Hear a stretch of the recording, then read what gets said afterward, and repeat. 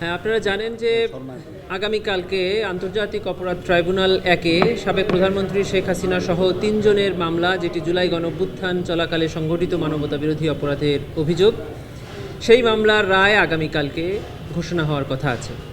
আমরা আশা করছি যে কালকেই এই ট্রাইব্যুনাল উক্ত মামলার রায় ঘোষণা করবেন।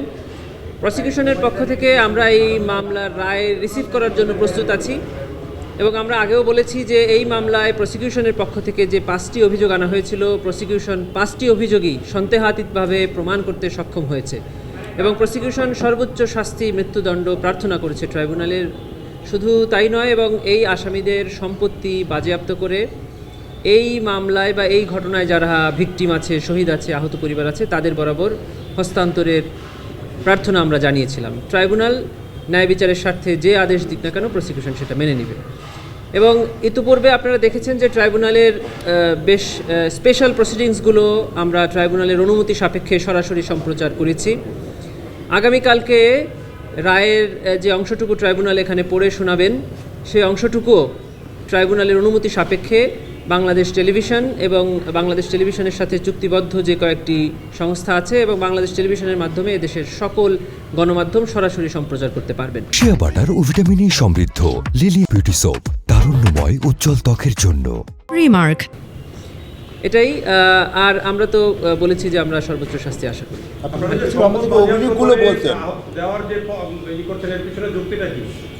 জি, আপনারা জানেন যে জুলাই গণঅভ্যুত্থানের পরে পুনর্গঠিত ট্রাইব্যুনালের আগামীকালকে যে রায়টি হতে যাচ্ছে, এটি সর্বপ্রথম রায়। এবং এই ট্রাইব্যুনালে জুলাই গণঅভ্যুত্থানের পরে যে কয়েকটি সংশোধনী এসেছে আইনে, তার মধ্যে অন্যতম হলো যে 24-এর আগের ট্রাইব্যুনালে নাম আন্তর্জাতিক অপরাধ ট্রাইব্যুনাল হলেও সেখানে আন্তর্জাতিক আইনের কোনো প্রযোজ্যতা ছিল না। জুলাই গণঅভ্যুত্থানের পরে আইন সংশোধন করে আন্তর্জাতিক আইন অর্থাৎ রোম স্ট্যাটিউটে যে আন্তর্জাতিক আইনের সংজ্ঞা এবং অ্যাপ্লিকেবিলিটি আছে সেটা এখানে প্রযোজ্য করা হয়েছে। দ্বিতীয় যে অন্যতম সংশোধনীটা করা হয়েছে সেটা হলো দণ্ডের পাশাপাশি, অর্থাৎ কারাদণ্ড বা মৃত্যুদণ্ডের পাশাপাশি এখানে আরেকটি দণ্ডকে এখানে সংযোজিত করা হয়েছে। তা হলো আসামিদের সম্পদ বাজেয়াপ্ত করে ভিকটিম, আহত, নিহত বা এই ঘটনায় যারা ক্ষতিগ্রস্ত তাদের বরাবর হস্তান্তর করা। কেন আমরা এটা চাচ্ছি? যেহেতু এটা আইনে আছে এবং একটি মানুষের প্রাণের বিনিময় তো আসলে কখনো দেওয়া সম্ভব না।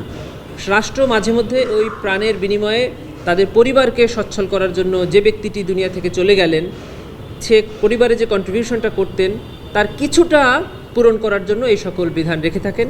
যেহেতু এই ট্রাইব্যুনালে ফাইন্যান্সিয়াল কম্পেনসেশনটা আছে, আমরা সেজন্য এটা চেয়েছি।